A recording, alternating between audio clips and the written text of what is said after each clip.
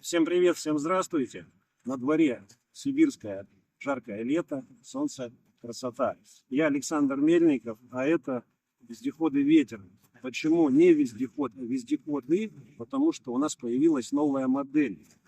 Новая модель, и назвали ее просто по-русски вездеход «Ветер» с обновленной кабиной.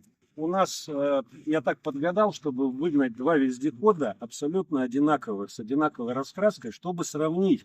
Людям сравнить, нужна ли им эта новая модель, либо заказывать все-таки вот эту старую, предыдущую модель, которую мы выпускаем. Вон еще, посмотри, один стоит, скоро отправлять будем, красивый такой, цветастый. Ага. И вездеходы на самом деле абсолютно одинаковые. Своей начинкой они абсолютно одинаковые. Вся разница только в кабине.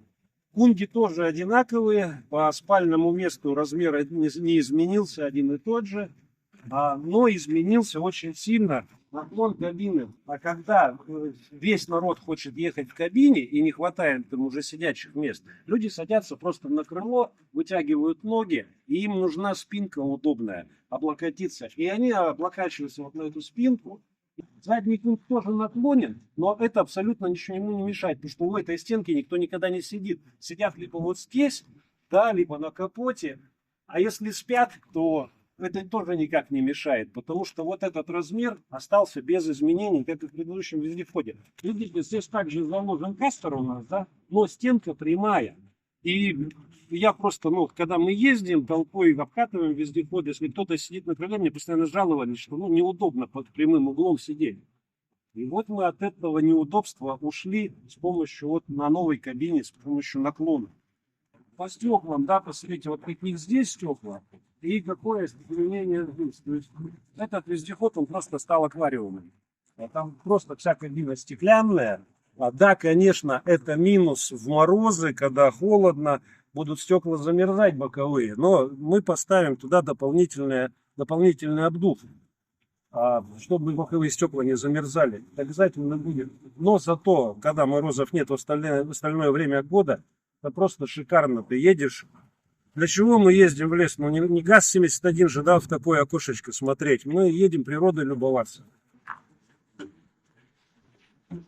Вот оно вот так выталкивается и уходит назад. Посмотрите, здесь вылезти можно в это окно. Вылезти, сфотографировать кого-то, да, с фоторужья, как мы смеемся постоянно. То есть и, соответственно, вентиляция. Ну, огромное окно. Вот в то окно, повернись на тот вездеход, который нам делают на заказ. Вот там форточку, если приоткрыть, там 15 сантиметров щелочка, и все. Что в эти 15 сантиметров можно сделать? А здесь даже ехать можно вот так, пассажирам балдеть. Ну, огромное окно, такое же самое окно в задней секции. Вот, это окно так же самое открывается и уходит полностью назад. Скажите, как классно пассажирам, да? Ехать вот так, фотографировать, видео снимать, балдеть. Причем стекло, вот оно встало все, вот настолько выпирает от кузова. Это сантиметров 6, наверное, не больше. 6-7, оно вот выпирает от кузова. Вот настолечко. Все, то есть крыло намного шире, не страшно ветками или еще чем-то поломать. Но все равно надо быть осторожным, помнить о том, что открыто окно. Но зато какая вентиляция, да, какой простор, как классно. Изнутри окно тоже открывается просто, ничего тут мудреного нету, просто вот такая скобочка, раз, все, и окно уходит. Тут все, ушло окно. Все просто, красота. Вот задняя стенка, если кто-то скажет, что мы своровали место в задней части, нет, ничего не своровали, потому что вот сидишь вот так, ну, я практически на краю стены нахожусь. Так же самое печка-то сольная, так же самое фен здесь, то есть вся начинка, вся внутрянка, она осталась без изменений. Все вот эти ступенечки, да, вот это все то же самое, что и на предыдущей версии вездехода. Раздатка, например, здесь 66-го раздатка, здесь 66-го раздатка, карданы, мосты, это все осталось без изменений. Зачем что-то менять? Мы просто, кто просит 66-го, мосты ставим 66-го, а также остаемся на ниссановских мостах. Скажу о цене, цена не изменилась. Я думаю, по-любому все бы производители на новую модель подняли бы ценник в гору вообще нормально бы подняли, да. Я не стал этого делать, я оставил цену ту же. Но так как в базе в этой машине идет высокая крыша, это у нас доп. Вот эти ящики в передней секции они идут допом. И ящики в задней секции у нас идут допом. И плюс еще 2 ящика. То есть в задней секции 4 ящика. Это все идет в базе. Прибавлены тоже окна раздвижные, которые у нас тоже идут допом. Я просто эти допы прибавил к нашей базе, и получилась цена. Получилось у нас на таких вот, на самых больших колесах Форестер такой вездеход в базе 2900, а такой вездеход на таких же самых колесах Форестер 1650 300. Все, вот крыша, окна, ящики добавились к базе 2900, и получилась цена 300. Все, вот он в базе идет 300 на самых больших колесах. Со всеми открывающимися окнами, уже с высокой крышей, уже с ящиками. Вы представляете, в этой красивой машине сейчас вот так отрежу все это, да? Ну, вообще, получится черти что. Поэтому это будет идти на этой машине в базе. Кто хочет сделать дешевле машину, он может заказать с низкой кабиной, вот старую нашу модель, которую мы давно выпускаем, с низкой кабиной, без ящиков, легенькую, дешевенькую, без проблем. Но кому нужно вот ветер с новой кабиной, мы будем делать именно вот так. И здесь давайте посмотрим вот такие ящики. Сюда можно сложить, ну, какой-то инструмент, веревки, лебедку положить сюда, масла какие-то поставить дополнительно. Ну, любые сюда можно вещи наложить. Он, на самом деле, он очень огромный багажник, да, сюда напихать можно, ой-ой-ой, сколько. И здесь еще вот этот люк снимаем, и у нас есть доступ к двигателю. Чтобы не лазить под машиной, да, вот отсюда можно свободно открыть и посмотреть. И также мы сейчас пойдем с той стороны посмотрим. Так же самое сюда можно сложить очень много всего. Того, что не нужно вести в кабине. Чтобы оно вам не болталось, не мешало под ногами. Хоть бензопилу, хоть что, топор, все, что можно сложить. И также снимаем вот этот люк.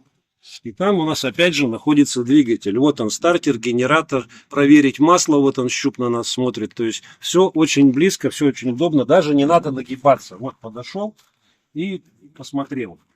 Крылья в базе теперь идут вот такие железные. Они, ну, как бы отбивают хорошо. Они очень крепкие, да, по ним ходить можно ногами. И уже сюда ПНД не нужно ставить, потому что они, видите, широкие, грязью не забрасывает.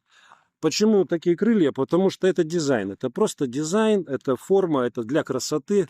Это просто, чтобы смотрелось красиво.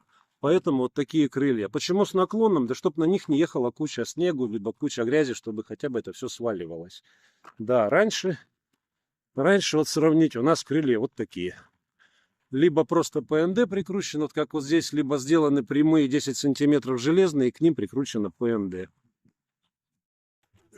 Панельку пришлось маленько доработать, расширить, но потом сделаем новую матрицу и уже под эту кабину сделаем новую панель. Вот так выглядит панель приборов, ну просто панорама, да. Какие-то автобусы тут выстроились в ряд. Кто-то нам с Мурманска приехал там. Вован, привет. Так, вот посмотрите, вот такой вот обзор. Вот я сижу на пассажирском месте. Пассажир тут вообще классно, да? Вообще... Как все видно, да? Как все видно, в каком еще весь вездеходе вот такой обзор. Чтобы сидеть пассажиром, вот так вытянув ноги, да, и балдеть, смотреть. Так же само сидит водитель. Посмотрите, какой обзор у водителя. Можно назад глядеть, что там сзади происходит. Стекла просто вот у меня камеры даже не хватает, чтобы захватить стекло. Это вот такой обзор. Вот про что я говорил, когда... Здесь место занято, здесь мы поставили ящик, сел 4-й, и когда еще двое хотят ехать не там сзади, а в кабине, они садятся вот сюда, разваливаются вот так. И даже можно спать на ходу. Вот так стало удобно. Стенка мягкая, эта подушка мягкая, и очень комфортно, конечно, надо бы разуться для приличия, но очень комфортно сидеть, еще и с окна на тебя дует ветер. Летом вообще красота. Увеличилось пассажирское сиденье, вот сними его, оно стало просто огромным. Просто стал диван огромным. Место у пассажира в ногах, в коленках стало еще больше, чем было раньше. Ну, то есть кабина невероятно огромная. Я даже не знаю, с чем сравнить. Это даже не Volvo FH, да, он стоит там, или Scania. Это больше, чем у Volvo кабина. А громадная кабина также. В базе идет люк обязательно в передней секции. Это не для охоты, это для аварийный люк для эвакуации. Все. Вот такая. Эти также, вот смотрите, как открываются. Раз, раз. 2 секунды нажали и убрали. Еще секунда. 3 секунды, окно открыто. Какая красота, посмотрите, да? Очень мне нравится, очень давно я хотел так сделать. И вот наконец мы сделали. И я просто доволен этим вездеходом. Я просто тащусь от него. Спасибо тем, кто доверились мне, да. То есть мы сейчас на данный момент уже один готов, песочный почти готов. И строится у нас еще 2. И строится пикап с такой кабиной пикап. Это уже 5. Но порядка 5 машин мне люди заказали с моих слов. То есть кота в мешке. Они не видели эту машину вообще нигде. Ни на одной фотографии, ни на картинке, нигде вот эту машину. Они просто доверились мне и заказали с новой кабиной. И вот я теперь показываю, смотрите, что получилось и что будет у тех, кто уже ждет вот такую новую модель. Вот так же сажусь на заднее сиденье, которое намного меньше. Здесь прострочка, в ногах места намного меньше. Хотя казалось раньше, что места просто много. Но после той кабины здесь как-то прям тесненько. Ну и вот такой обзор. Широкие стойки, вот эти окна с перегородками, которые всего лишь вот столько открываются, в которые ничего не высунешься, не посмотреть, ни голову не высунуть. Ну, опять же, стойки, да, узкие окна. Ну, обзор не тот. Обзор не тот. Но все равно, пока не было той машины вот этой, нам это все очень нравилось. Теперь нам нравится вот так. Да. Ну и стенка, вот про что я говорил, прямая стенка, а здесь еще и динамик, головой будешь биться. То есть здесь сидеть невозможно. Ну а в остальном все так же. Сиденье такое же, и панель такая же, рулевое такое же, но все так же. Все без изменений. Эту машину у нас буквально через час приезжают, забирают и сразу на нее уезжают в лес. А на выходные у них там понты, охота, понтачи, то есть ну, охотники, в общем. Сейчас уже забирают, но они наши иркутские, покатаются, и мы их заставим к нам вернуться. Просто для того, чтобы протянуть все, посмотреть, обслужить машину, ну просто проверить после того, как они там накатают по лесу, не знаю, 100-200 километров. Еще раз повторюсь, по начинке. По начинке абсолютно одинаковые.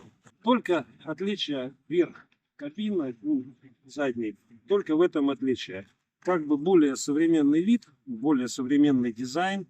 Если посмотреть вот четко спереду, вот видите, какой завал у стенок, боковых стенок завал. Он начинается прямо от крыла и уходит. И у нас получается машина наверху намного уже, чем, например, предыдущие машины. У них потому что стенка прямая. Стенка прямая, только наверху скос, но этот скос не спасает, потому что вот об этот угол, все деревья процарапывают вот этот угол постоянно. Почему я это говорю? Потому что я сам езжу и сам уворачиваюсь от этих деревьев, выруливаю, обруливаю, чтобы не подрать, не поцарапать клиентскую машину заказную. Поэтому вот видите, прямо прямые стенки. Поэтому мы здесь завалили, полностью стены завалили кверху внутрь, чтобы легче проезжать рядом с деревьями, с какими-то нагнувшимися деревьями. То есть тоже как бы плюсик. Кстати, вот компания делает нам вот такие баки плавучести. Вставляют в колеса почти 40 литров в каждом баке, 160 литров добавляют плавучести вездеходу. Пневмобак они называются, правильно вспомнил. У нас есть пневмодиск в Вологде, которые делают диски, Андрей Иванов. А это ребята делают пневмобак в Питере. Ну даже сзади она, да, красивее смотрится. Это просто квадрат, а здесь прям так это, наклончики, да. Ну нравится, всем нравится, да, нам очень нравится. Мы очень рады, что у нас эта форма получилась. Очень рады, да. И еще тут одно изменение такое, вот, если посмотреть на этот вездеход, вот нижний узел перелома здесь, а второй он там на крыше, и вся рама сделана из трубы 40 на 40 со стенкой 2.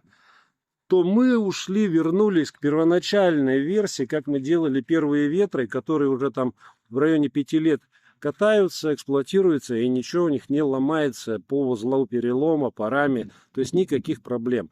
У нас теперь, как было и раньше, вот нижний шарнир, а вот он над радиатором верхний шарнир.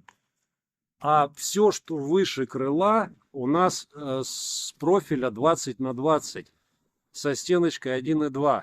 А низ так и остался 40 на 40 со стенкой 2. То есть мы тем самым очень облегчили машину. Ну, представляете, насколько меньше стало железа выше крыльев. И уменьшился центр тяжести, значительно уменьшился. И машина идет, ну вот прокатившись на этой машине и прокатившись на этой, она просто в разы идет почему-то мягче. Может, потому что вес изменился или что, но я пока не могу это объяснить, но идет она просто очень мягко, комфортно. Ну что, держи. Как бы, я, конечно, могу очень долго расхваливать, но это, с другой стороны, некрасиво, неприлично. Рассказал вроде все, может, что-то упустил, но у нас скоро будет обзор на песочный, другой такой же вездеход, только песочного цвета, тот с кенгуринами, с корзинами, там вроде, ну, на нем там навесов всяких много. Расскажу про тот, и что я забыл здесь, на этом рассказать, расскажу на том. А так, в общем, кому нужно новый дизайн, сразу с высокой крышей, сразу с 6 ящиками, вот такими широко открывающимися, по-настоящему открывающимися, а не вот это вот, заводская ерунда вот с такой щелочкой. По-настоящему открывающимися окнами заказывайте новый. Кому это не нужно, пожалуйста, вот эта модель никуда не снялась, она производится. Кто заказывает такие, мы без проблем строим такие. Выбор есть. Просто вездеход ветер. Просто вездеход ветер с обновленной кабиной. Ни Нео, ни Про, ни Супер Про, ни Макси, ничего. Просто ветер с обновленной кабиной. Рестайлинг. Рестайлинг. Спасибо. Всем пока.